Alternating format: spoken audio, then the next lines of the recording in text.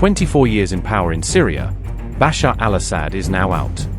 The Syrian president, who fled the country after rebel forces captured Damascus, is now reportedly in Russia, where he has been given asylum.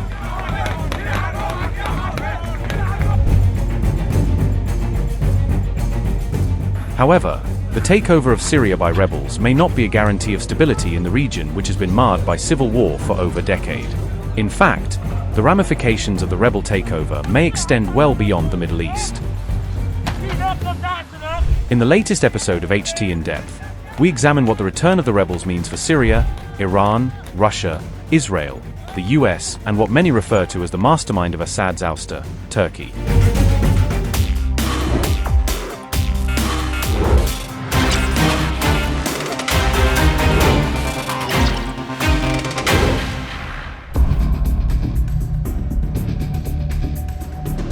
Syrian President Bashar al-Assad fled the country after lightning advance by a coalition of rebel groups brought an abrupt end to 50 years of brutal rule by the Assad family.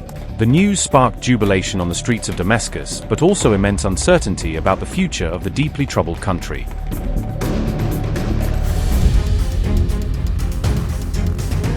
The stunning offensive, led by the Islamist group Hayat Tahrir al-Sham or HTS, saw the armed rebels seize control of the major cities of Aleppo, Hama and Homs in less than 2 weeks. Assad's most powerful allies appeared to have been caught off guard by the swift advance, with Russia bogged down in Ukraine and Iran's proxies weakened amid clashes with Israel. Uncertainty now looms over the potential ramifications of the sudden power vacuum in a country where armed groups, Islamist extremists, and foreign powers have long jockeyed for influence. The biggest impact of Assad's ouster may be on the Islamic Republic of Iran, Tehran's hegemonic project in Syria, and Hezbollah's privileged position in the country may now be a thing of the past. Remember, Syria is the main land route for Iranian weapons deliveries to Hezbollah, which is based in Lebanon. With Bashar al-Assad out, experts argue that Iran may be on the defensive. Experts argue that as other pillars of deterrence have collapsed, the value of nuclear deterrence has gone up in Iran.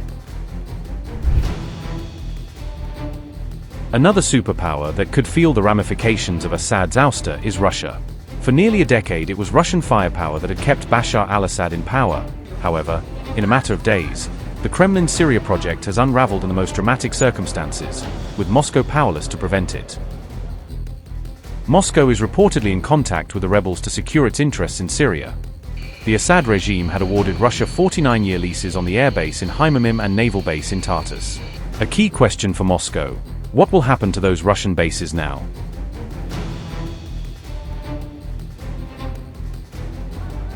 The collapse of the Assad regime also comes as Donald Trump is set to return to the White House in January.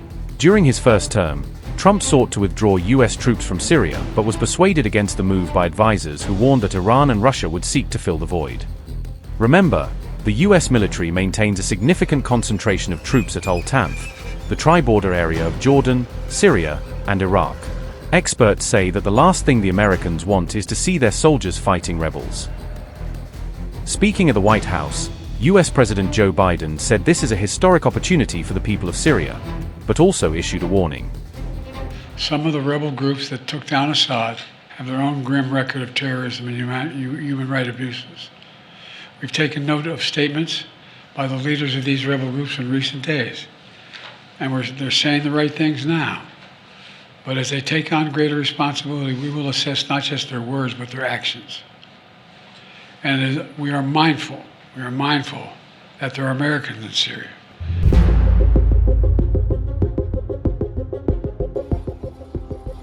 Israeli Prime Minister Benjamin Netanyahu has announced that its military has temporarily seized control of a demilitarized buffer zone in the Golan Heights. The Israeli military also reportedly started bombing Syrian chemical weapons facilities and other targets in Damascus, the capital. But it also means we have to take action against possible threats. One of them is the collapse of the Separation of Forces Agreement from 1974 between Israel and Syria.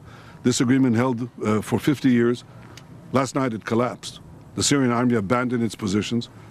We gave the Israeli army the order to take over these positions to ensure that no hostile force embeds itself right next to the border of Israel.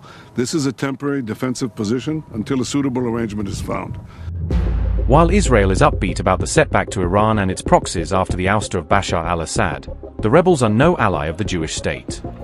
Hayat Tahrir al-Sham, or HTS, is an Islamist organization that evolved out of the Nusra Front, a group that was affiliated with the terror group Al-Qaeda and with the Islamic State. A standard piece of that ideology is opposition to Israel. The Netanyahu regime now faces the challenge of identifying new areas of cooperation with new leaders. Turkey is widely believed to have greenlit the HTS-led offensive, having become frustrated with Assad's refusal to engage with Ankara.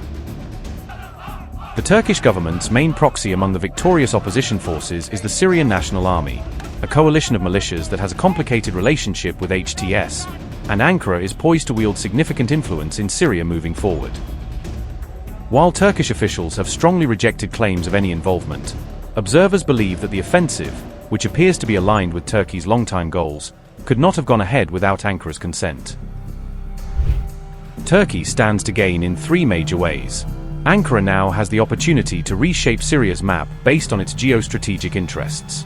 Turkey also gets a chance to tackle its Syrian refugee problem and can more effectively tackle the Kurdish threat along the border.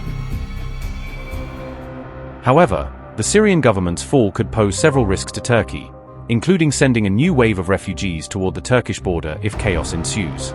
Turkey would look to avoid the territorial disintegration of Syria, with different power structures vying to obtain autonomy on their territory. A new era has begun in Syria, but will the post-Assad era bring peace to Syria and its neighbors? Or will the instability in Syria escalate Mideast tensions further, making it another arena for a proxy war between the world's top powers? Only time will tell.